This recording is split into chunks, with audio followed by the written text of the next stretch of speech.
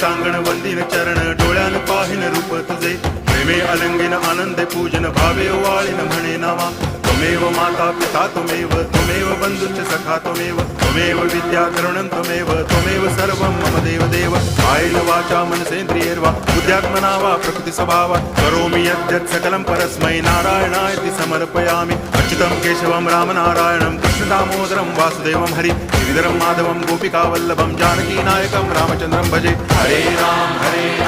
Ram